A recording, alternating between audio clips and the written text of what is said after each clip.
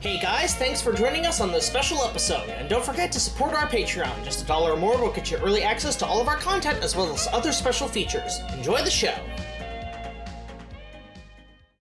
The following is a fan-based video under fair use. King Kong, names, characters, and rights are all owned by RKO Pictures, Paramount Pictures, Studio Canal, Universal Pictures, Warner Brothers Pictures, Legendary Pictures, Turner Entertainment, and the Merien C. Cooper Estate. Please support the official release.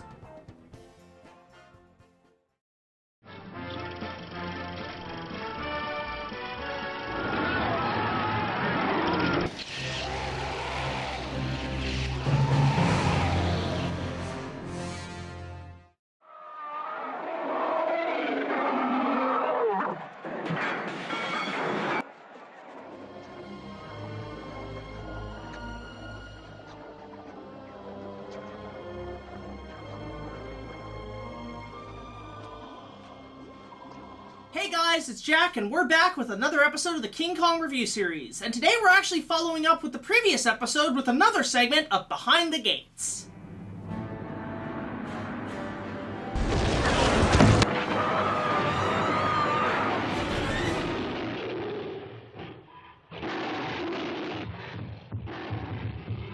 Like I said before, this is where I just unbox stuff and talk about things I've recently purchased that are Kong related without dealing with too many scripts or skits in between. And on this episode, I am super excited to show off what we have in store today. And today we have this massive box from the United States Postal Service, and this is a piece I obtained recently that could be my greatest moment as a Kong collector. Now, about a week ago as of this recording, I picked this up on eBay, and I could not believe what I found on there. There was an auction for it, but I said screw it and grabbed it right away on the Buy It Now section, and actually, this was faster to deliver than the frickin' Shout Factory Blu-ray.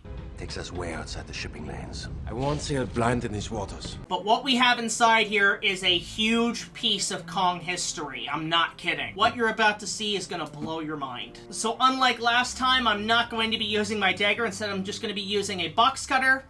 But before we do that, because this is a huge piece of Kong history, we actually want to take precautions and wear rubber gloves for this one. Don't worry, trust me. I'm a doctor. I should not have my hand in this position. Okay, let's go to work. Now remember kids, if you're opening up a package or are using a sharp object to cut open the package, please make sure you have your parents' permission or a guardian to help you cut it.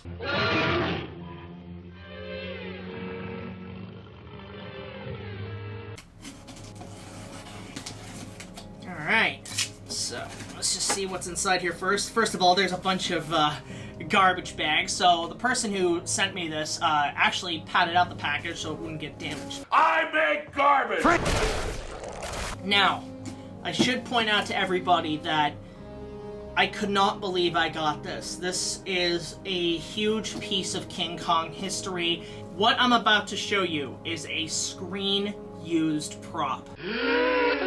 That's right, what we have here is a piece of Kong history that was used in one of the movies, and not only was it used in one of the movies, it was used on the Dino de Laurentiis productions. Ladies and gentlemen, there is nothing whatever to fear! So, let's slowly see this, and you're gonna see my first reaction to seeing this up close. Like, this is crazy.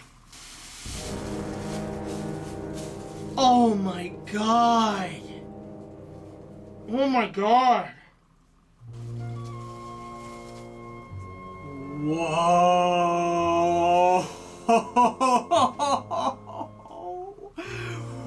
Wow! If you guys don't know what this is and why I'm wearing rubber gloves and why I'm being super careful with it, this is a resin tooth used on the animatronic Kongs from the two De Laurentiis movies. I'm talking 1976 and King Kong Lives. This is a screen-used tooth from the films. This was placed in the animatronic Kong, designed by Carlo Rambaldi, and this was used on both films. Holy shit. I'm speechless that we're holding a piece of Kong history right now. So how did I obtain this item? Well, again, I was looking on eBay and I saw there was this listed. It was basically described as a King Kong tooth used on the films. It was in North Carolina, which is a big giveaway.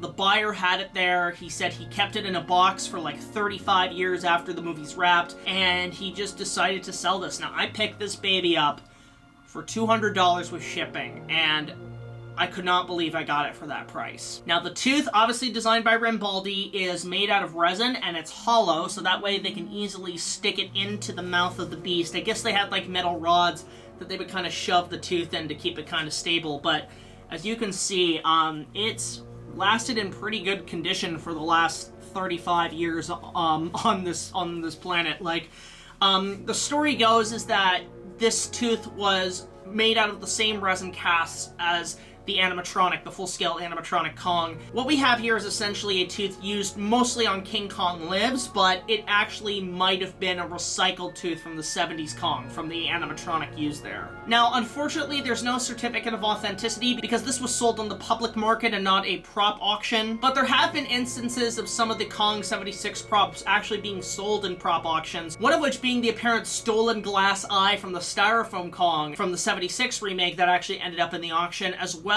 as the crown that Rick Baker wore in the suit. That's just some of the stuff that's been sold in recent years. But this is basically a Dino De Laurentiis screen-used animatronic Kong tooth, and it's massive. I cannot believe how big this is. This is the size of a football, just compared to my hand.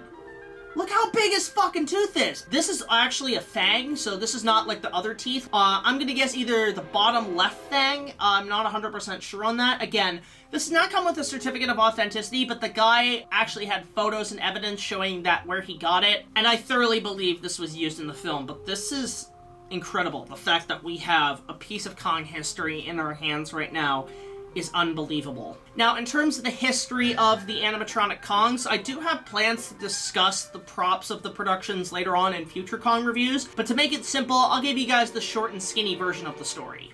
Carlo Rambaldi, better known later for his incredible work on the likes of Close Encounters, Alien, Baby, Secret of the Lost Legend, and of course E.T., had the job to create all the full-scale animatronics for the film, designing the likes of Kong's foot and animatronic hands to grab Jessica Lange on set and on blue screen effects work. Though the majority of the ape suit effects were handled by Rick Baker and his team, Rambaldi's main job was, by order of producer Dino De Laurentiis, to make a full-scale animatronic of Kong himself, which was originally pitched as the driving force of the effects work to up the ante in what Willis O'Brien had done 40 years prior with stop motion, and most notably for Dino personally, to beat Jaws in both box office numbers and robotic scale. I'll discuss the story in more details down the line, trust me on that. Despite the amount of pressure and companies talked to from robotics and even space programs to design the damn thing in the span of less than a year, the animatronic Kong, or what most fans call him, the Big Kong, ended up being 40 feet tall, weighed 6.5 tons, was internalized with 4,500 feet of wiring, covered in over 1,000 pounds of Argentinian horsehair, and costing almost $2 million to create, which to this day is one of the largest animatronics ever built, even dwarfing the might of the Universal Kong attractions 10 years later. So you might be thinking, holy goddamn, that amount of time, money, and preparation must have been well spent to look spectacular on film, right? Right? Wrong! Everything that could go wrong had gone wrong, and while the Big Kong worked a few times, it was constantly under maintenance and never worked right, which ultimately meant one thing. It means that this damn thing doesn't work at all. The final device proved to be impossible to operate convincingly, coming off less as an iconic Universal attraction and more like an oversized store mannequin. Seriously, this thing ended up being as ably stiff as my 18-inch tall Kong Skull Island action figure. During its marketing and after the film came out, the animatronic was shipped in a worldwide tour from place to place until eventually returning to the States at the newly built Dino De Laurentiis studio in 1986 to be reused on the production of King Kong Lives. Despite some major bad conditions from the elements, the Big Kong was more than likely stripped for parts to be used on the new full-scale Kongs on the sequel, and after that thing bombed at the box office, the studio was later sold and all evidence of the Dino's Kongs were kept under wraps. That is until recent years, with a few eBay auctions from North Carolina, started selling pieces off from the lot from veteran workers who had scavenged the area for souvenirs after being laid off. Which brings us to the fabled Fang of Kong we see before us today.